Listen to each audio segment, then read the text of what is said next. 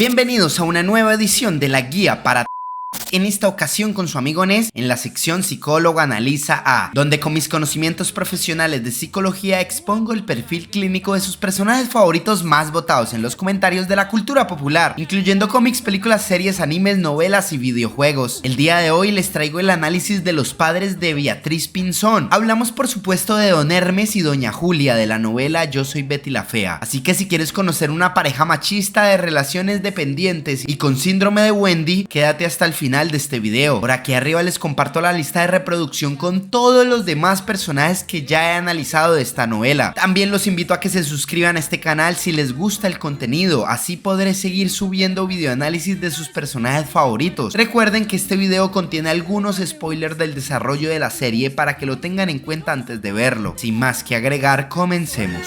Pongámosle que de eso ya. ¿Qué tal si empezamos con el personaje de Don Hermes? Que como se darán cuenta más adelante, sin su análisis es muy complicado hablar de Doña Julia, a quien conocemos incluso menos que a Don Hermes, pero por su número de interacciones necesitamos primero conocer a la cabeza del hogar. Los datos generales que conocemos de este personaje son pocos. Sabemos que Don Hermes llevaba la contabilidad de una empresa que entró en bancarrota. No conocemos más allá de esto. Incluso investigando sobre la vida del personaje conocí una interesante teoría acerca de la posible vinculación de Don Hermes con la mafia. Sin embargo, no creo que esto en ninguna medida pueda ser intencional desde el guión, donde nos muestran a Don Hermes como el gran responsable del tímido e inhibido carácter de Betty. Al acercarnos al personaje nos damos cuenta que Don Hermes es un adulto en una etapa intermedia bastante tosco y de mal humor. Don Hermes es colérico, es obsesivo, obstinado, terco, agresivo y por sobre todas las cosas es muy dominante. Es quien toma las decisiones de su hogar y parece ser que Betty no toma ninguna decisión importante en su vida sin antes pensar qué dirá su padre sobre ella. Es más, siendo esta una mujer en una adultez temprana, con casi 30 años de edad seguía pidiendo permiso a Don Hermes para poder salir con amigas o en una cita romántica. Dato que no solo nos habla de la inseguridad y dependencia hacia su padre por parte de Betty, sino que también nos muestra un rol sobreprotector que Don Hermes parece haber ostentado hacia su hija toda su vida. Y el tema de la sobreprotección es complejo y bastante subjetivo, dado que lo que para algunos padres puede ser excesivo y dañino, para otros solo es una muestra de cariño y afecto necesario. Si preguntamos a todos los padres del mundo qué quieren para sus hijos, seguramente la mayoría de las respuestas serían referente a formar seres humanos felices y plenos. En esta noble labor cada uno tiene diferentes perspectivas e importancias morales, pero la mayoría, repito, ostentan las mejores intenciones. Algunos son guiados hacia los extremos por sus propios miedos e inseguridades, como lo sería caer en la sobreprotección y el control absoluto, que es donde sentimos se encuentra Don Hermes, quien bajo una motivación aparentemente buena, como lo sería alejar a su hija de las burlas de los demás, protegerla de quienes le quieren hacer daño o protegerla de la perversión humana, termina censurando cualquier muestra de socialización que pudo haber tenido Betty, convirtiéndola en una persona solitaria y bastante temerosa del mundo y de las personas en general. Y son estas consecuencias, junto con la falta de autonomía y criterio, que formó a Betty lo que llamaríamos una cobertura tóxica o una sobreprotección. Pero ¿cuál es la razón por la cual este hombre actúa así? En primera medida expuse una motivación aparentemente genuina de protección y cariño por su hija. Sin embargo, al observar la interacción familiar dentro de este hogar liderado por Don Hermes, a quien ya expusimos como una persona bastante dominante que le gusta tener el control de todas las cosas y por supuesto no permite que lo contradigan, teniendo constantemente él la última palabra, nos damos cuenta que Don Hermes no es solo así como padre, sino también como esposo, subestimando, disminuyendo y manipulando constantemente a Doña Julia para que ésta no pueda expresar su opinión de las diferentes situaciones que vive Betty, su hija también, o incluso que vive ella misma. Don Hermes limita de una forma bastante machista a Doña Julia, permitiéndole llevar a cabo las labores del hogar sin que ésta tome partido en lo que éste no siente le incumbe, como lo sería la crianza de Betty. Esta sería la segunda capa de razones por las que Don Hermes se expresa de la forma que lo hace frente a las mujeres. Esto tendría que ver incluso con su crianza misma, siendo posiblemente este criado en las décadas de los 50 y años 60, momento en el que se enseñaba a los hombres a asumir un rol dominante y de protección frente al sexo supuestamente más débil, como lo era el ser una mujer. Es decir, que Don Hermes, posiblemente por su infancia, aprendió que una mujer no podía defenderse sola, no podía decidir por ella misma y necesitaba constantemente la guía y la protección de un hombre. Y es bajo bajo esta visión machista que don Hermes no le permite ni a Julia ni a Betty ser mujeres autónomas e independientes, dado que él siente la responsabilidad como hombre de protegerlas, pero esta labor de supuestamente protegerlas en realidad las maltrata, limitándolas, sometiéndolas y obligándolas a pensar de forma dañada y fóbica como lo hace él. Es decir, que todo el miedo que Betty desarrolló por la autoridad, los hombres y por enfrentar a cualquier persona específicamente son en realidad miedos de don Hermes que éste enseñó a Betty para supuestamente ayudarla, pero en realidad la marcaron y la llevaron a desarrollar bastantes problemas sociales y sobre todo problemas de autoestima. Sin embargo, esta explicación de la conducta dominante y sobreprotectora de don Hermes no se queda allí. Existe aún un piso más profundo que explicaría el actuar de este señor, y es por supuesto la forma en la que éste solo desarrolla relaciones codependientes en su vida y no relaciones sanas. Una relación codependiente, en pocas palabras, se caracteriza por no priorizar la felicidad y plenitud del otro, sino más bien por generar dependencia de este hacia nosotros. Dicho de otra forma, don Hermes no quiere que Betty sea feliz, él quiere que Betty lo necesite, y estas son dos cosas muy diferentes. Si don Hermes quisiera que Betty fuera feliz y estuviera bien, le enseñaría sobre los peligros que tiene el mundo, sobre los riesgos que puede correr por tomar una decisión u otra, pero también le permitiría que fuera ella misma la que toma la decisión final sobre cualquier tema de su vida, incluso si esto le genera consecuencias negativas. Le permitiría a Betty tener el control de sus éxitos y sus fracasos, y también entendería que ésta debe aprender por ella misma lo que es mejor para ella, siendo la experiencia particular de Betty más importante que sus enseñanzas como padre. Al contrario de tener esta percepción madura, don Hermes inconscientemente pretende que Betty, y en este caso también Julia, lo necesite constantemente para tomar cualquier decisión. Es así como este se siente importante y se siente útil. Si don Hermes permite que Betty sea autónoma en sus decisiones, como lo son las demás adultas de la misma edad de Betty en la serie, esta ya no lo necesitaría, y posiblemente este tiene miedo que lo pongan a un lado. Este miedo es inconsciente y no le permite a don Hermes percibir su extremo actuar con su hija, su sobreprotección. Don Hermes ha creado una mujer insegura, de baja autoestima y poca capacidad de tomar decisiones, porque es justamente este perfil el que terminará recurriendo a él en momentos importantes, y esto le dará estima a él mismo, lo que nos muestra que estas relaciones codependientes que don Hermes tiene con su hija y con su esposa son producto de su narcisismo y egocentrismo. Hablamos entonces que don Hermes se comporta de esta forma con Betty, en primer lugar, por una motivación aparentemente protectora y cuidadora en prevención del daño que pueda sufrir su hija en la vida. En segundo lugar, por una visión machista acerca de las mujeres al percibirlas como débiles o como seres que necesitan de un hombre para estar protegidas y plenas. Y en tercer lugar, porque inconscientemente este quiere ser necesitado por Betty, lo cual lo lleva a generar con ella una relación codependiente en la cual Betty depende de él para poder realizarse o avanzar en la vida. Bueno, el segundo rasgo más llamativo de don Hermes, luego de catalogarlo como un padre sobreprotector, es posiblemente su forma mal pensada de evaluar la vida. Producto de ello es su icónica frase: el diablo es puerco. Y esto es más profundo de lo que parece, porque al referir constantemente la mala intención que puedan tener los demás hombres sobre Betty, en realidad don Hermes está cayendo en un mecanismo de defensa llamado la proyección, es decir, que este está poniendo en los demás intenciones y pensamientos propios. Esto solo se podría explicar por dos posibilidades. La primera, que todo ese daño, perversión, mala intención y lujuria de la que habla don Hermes en realidad sean intenciones que éste tiene hacia otras mujeres, específicamente de la edad de su hija, y bajo su acto proyectivo nos habla de sus intenciones al catalogar al diablo como puerco. En realidad el puerco sería él. La segunda posibilidad es que don Hermes esté proyectando sus propias experiencias y toda la maldad que este refiere tienen las demás personas sea un reflejo de posible maltrato o incluso abuso que este haya podido experimentar en su niñez, y bajo este trauma proyecta constantemente esta maldad que vivió en todos los demás. Pero no podemos acabar este video sin antes hablar de doña Julia, una mujer dulce, amable, cariñosa, comprensiva y bastante sumisa, quien bajo una crianza también muy machista se sujeta a su marido, permitiendo que éste tenga por completo el control de su vida y el de su hija, llevándonos a pensar que doña Julia padece un posible síndrome de Wendy. El síndrome de Wendy se manifiesta en una necesidad absoluta de satisfacer al otro, principalmente la pareja y los hijos. Esta conducta se debe al miedo al rechazo o al abandono, y por razones culturales es más frecuente en las mujeres que en los hombres. Esto nos explicaría en gran parte el actuar de doña Julia. Su crianza, posiblemente basada en miedos a la soledad y el rechazo, le invitan a pensar que su marido, aunque extremista y dominante, es el espacio más seguro que ésta puede tener en la vida. También podríamos suponer una infancia con una crianza muy machista en la que se subestimaba a doña Julia, su potencial, su inteligencia y todo lo que ésta quisiera ser, juzgándola como la del sexo débil. Betty vendría a ser su propio reflejo en la vida, y al esta ser una mujer insegura y sumisa, es muy difícil para ella enseñar algo diferente a Betty, quien es un perfil completamente distinto a ella, siendo una mujer empoderada, inteligente, líder y con más capacidades que muchos hombres de su edad.